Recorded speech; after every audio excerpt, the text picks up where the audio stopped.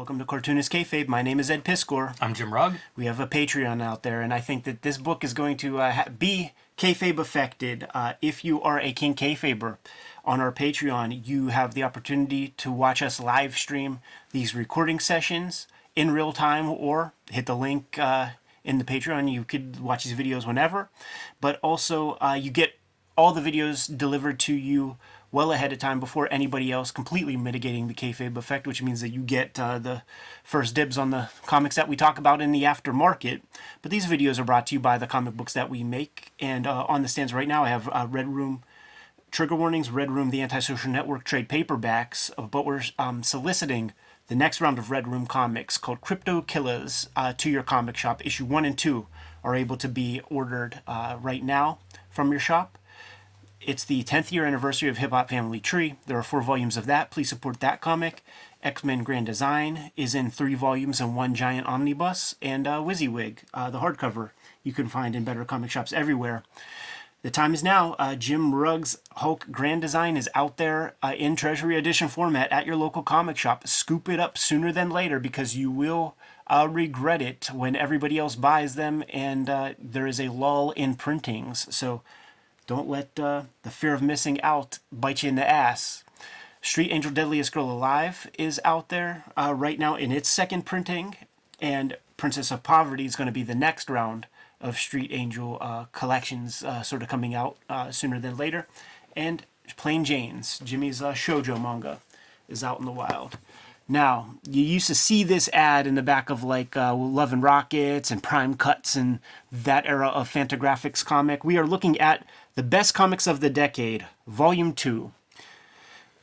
What a list of contributors, man. Just look at that cover first, man. You got Los Bros, Jaime and Gilbert represented there. You flip it on the back, you got Robert Crumb right there. But let's, for the podcast listeners at home, man, you got Sergio Aragones, Linda Berry, Mark Beyer, David Boswell, Charles Burns, Eddie Campbell, Paul Chadwick, Raj Chast, Dan Clowes, Robert Crumb, Kim Deitch, Will Eisner, Hunt Emerson, Joyce Farmer, Sherry Flanagan, Rick Gary, Larry Gonick, Los Bros, Christine Kreider, Carol Lay, Jerry Moriarty, Dan O'Neill, Dory Seda, Gilbert Shelton and Paul Mavridis, Mark Allen Stamety, Jim Woodring, and Dennis Warden.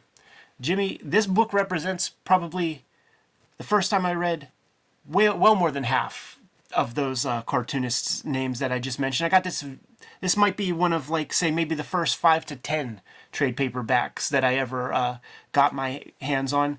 And what a beautiful opportunity to sample new cartoonists. Were you just blown away? Because I did not have anything like this early on. And I'm reading that list, and it is like, man, we have featured probably more than half of those artists. You know, like, that is an incredible list. Talk about aging well. I feel like many of those cartoonists went on to have much higher profiles than just making it into this volume in the 80s, you know? Yeah. And it just, like, there are these things, especially pre-internet, Rosetta Stones, yeah, tools, you know? Like for a young cartoonist, this must have just made your brain grow 10 times or exactly something. That, man. Like, later, and dude, I got this in the Image era, right? Like after being sort of abused by those guys who were going for the short money and putting out garbage comics, I matured enough that, like, I was never there for the Witchblade shits. I was never there for like even the Authority and like all that kind of stuff. Like, later for that,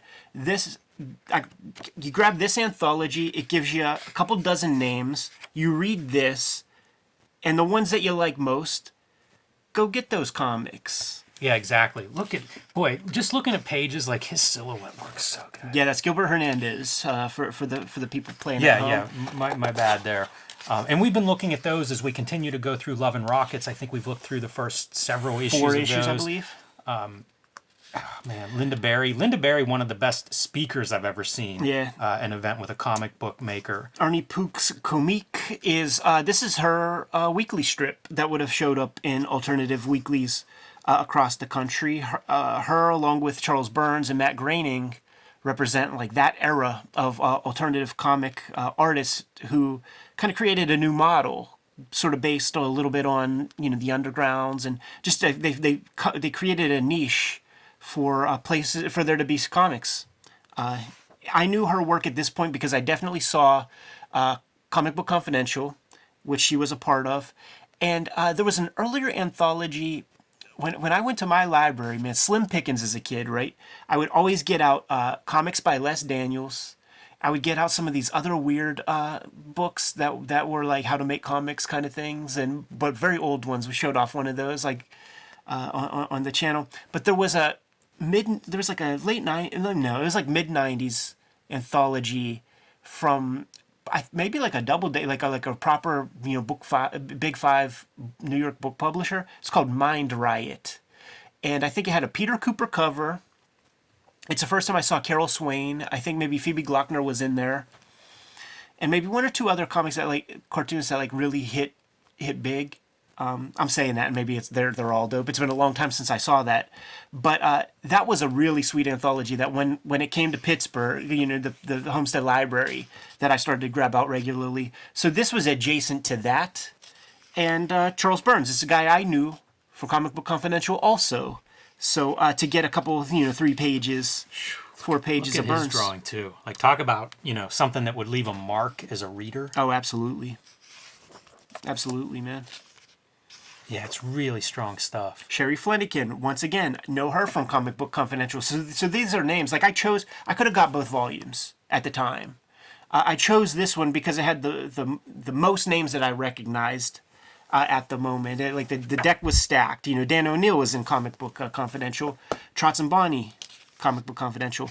Carol Tyler, man, like one of people I've grown super fond of in my professional career. She's such a sweet lady. Love to have dinner with her whenever we go to comic festivals and things. Yeah, and somebody who really continued to develop over the next several decades. Like a lot of these cartoonists, I feel like their best work is after this, which is really cool. Like if you hopped on this is the 80s, right? So if you'd have grabbed this in the 90s and then just start following these cartoonists, like some of their best work lay ahead. It's true. This Robert Crumb strip always struck me for many different reasons. First off, I love the 12-panel page. I love the idea. This would have been originally in Weirdo magazine. And when you read it, I think it's an 8-pager. It is as substantial as a 32-page comic. Very dense.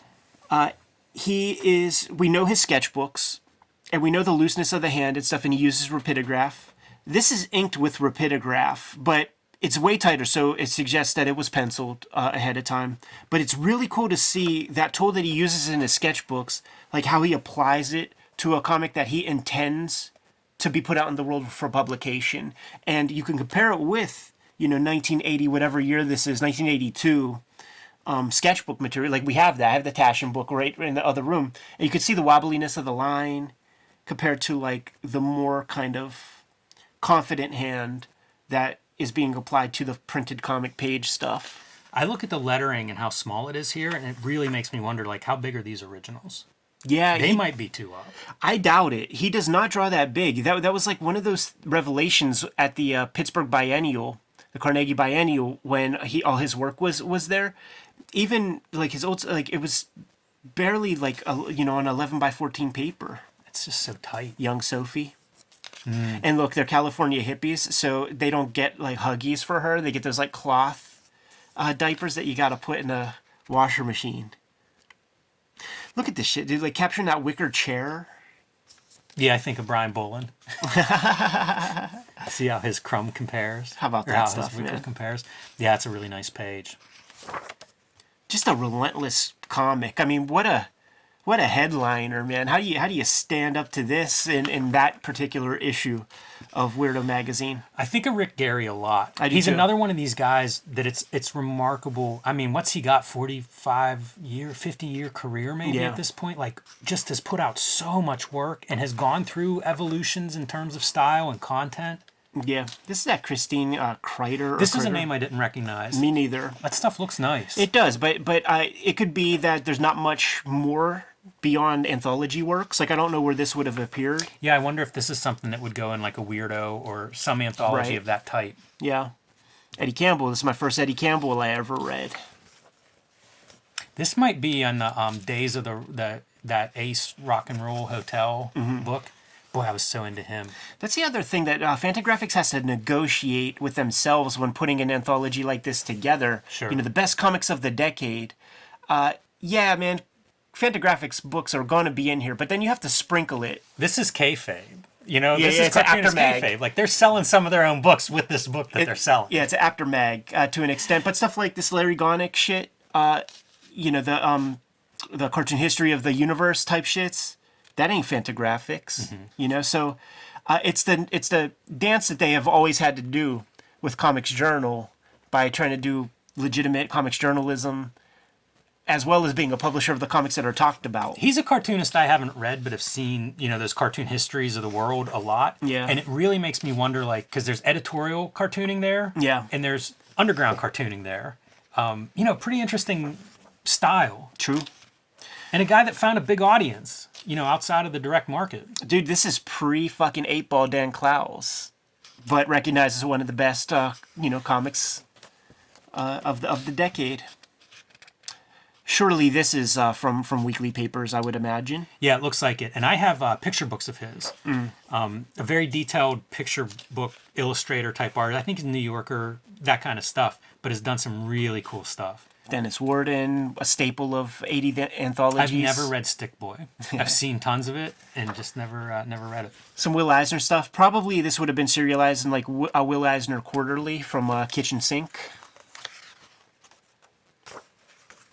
Love to see Sergio in here. Yes. You know, like it makes so much sense to put him in a book like this. Makes me curious where that would have appeared. Could have been a Mad, could have been who knows. And then what. if Like, it that is, guy was all over the place. Yeah, I mean, it's that silent stuff like in Mad, a Mad look at. Yeah. But then, fuck, now you got to license that.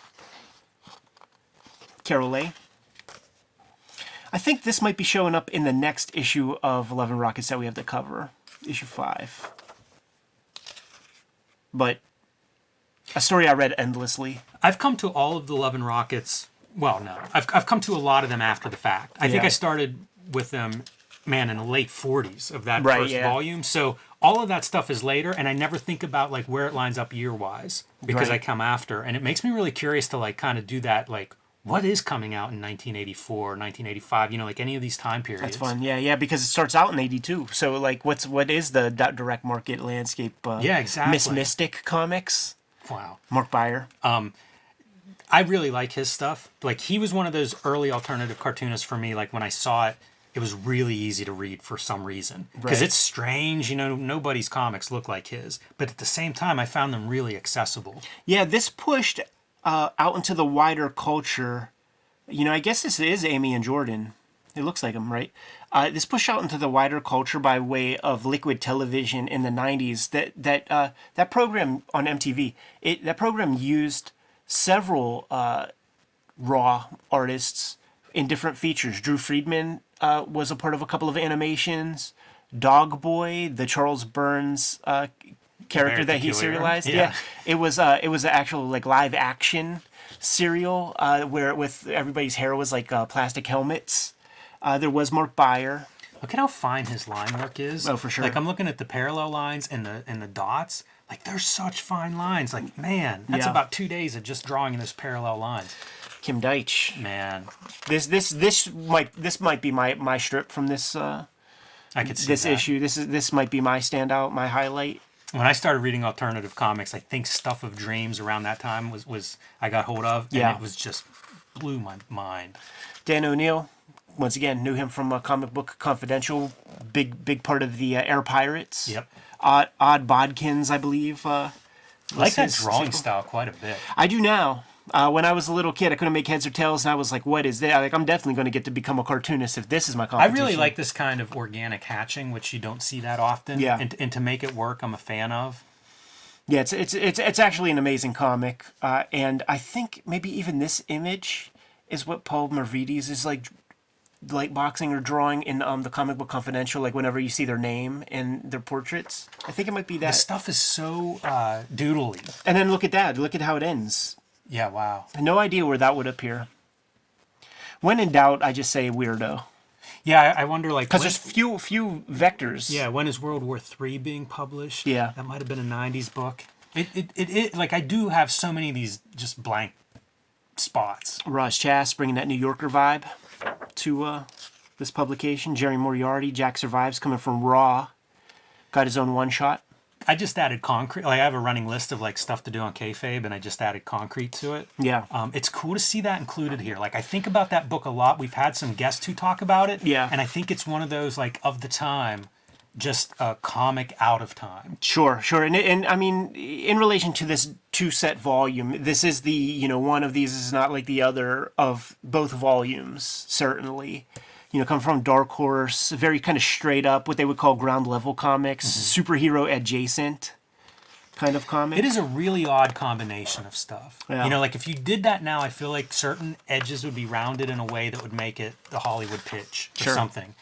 But there are these qualities that are just raw in that book that make it so interesting now looking back. Richard Sala, we lost him during the course of Kayfabe being released. He by the way, he gets several Liquid Television shorts. I like his stuff a lot. Yeah. I remember when he passed and you would see people memorializing him and talking about him, and it was, just a who's who of great cartoonists. I put Hunt Emerson in that Larry Gonick category where I've seen his stuff a lot, but it's that same kind of cartooning that is like, I acknowledge it, but it's not interesting to me. I don't care about it. I don't think I ever read this. And for no reason. It just doesn't, you can't read everything. Dori Seda was a revelation to me. And, we lost her very, very early. I don't know that she put out enough comics to yield like a 32-page comic. I think there might be like one collection, but she would appear in the pages of Weirdo, probably living in San Fran or thereabouts, so that like Crumb could like get hold of this stuff to put it in the mag. But this 2-pager like was very important to me. This is probably strip number 2 after that Kim Deitch one to me. Yeah, not what I would have expected. That's really interesting. Like there's a weird version where David Boswell here. Yeah. Almost a weird like Paul Chadwick-esque. Like within this grouping, it's a strange collection. Yeah. Yeah, totally. And it's just a weird comic in general. It is, for sure. Boy, and a lot of issues of it. A lot of pages of that out there. Yeah. Joyce Farmer. Boy, that's some pretty interesting drawing. When I was doing Hip Hop Family Tree stuff, like Volume 2, went to the Miami Book Festival, and I went there from Seattle, and the Fantagraphics people were kind of like rounding up all the Fantagraphics guys and girls who are going to the Miami Book Festival, and Joyce Farmer had a book out when Hip Hop 2 came out. Man, she was down there. I think that's one of the most interesting things of this collection is just what these cartoonists went on to do, many of them. Yeah. And how long they continued to be active. I mean, several of them are still making comics today. Sure. Jim Woodring from the Jim era. Boy, that's an interesting one to think of the direction his career goes. Yeah, I mean, but it's another guy who's been active to this day. It's a autobiographical strip. Yeah, and you can almost imagine his drawing moving in the direction of a concrete. It's very figurative here. Not a stretch to think like you could revise this a little bit and get your job at Marvel or certainly at Dark Horse or something. So here is the actual Rosetta Stone for young Eddie P, where you read the comics and the ones that you gravitate to most, go back to the biographical notes, and you read every section of these books, especially when you have maybe 5 trade paperbacks in total and right. 2 boxes of comics. So like I'm now installing data into my mind of like the various comics that these people were participating in and things. So now this gives me the next round of stuff to hunt for because Darkhawk ain't doing it. Yeah, this is how it used to be done. Yeah. And I guess very it's private. Much less information, so you could kind of store this stuff in your head or in your list or whatever. But it was a small list. And it is the formative years too. So like that stuff is going in there and sticking. But it does also make me reflect on like how private it was, where like I had no person to talk to about this stuff. There's nobody who knew this kind of shit in my life. I didn't start talking about comics until I met you.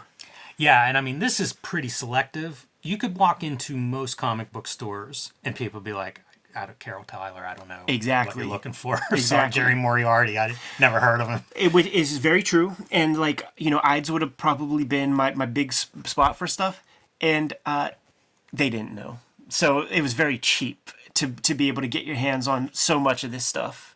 It would they would get it for whatever they would get it from the distributor.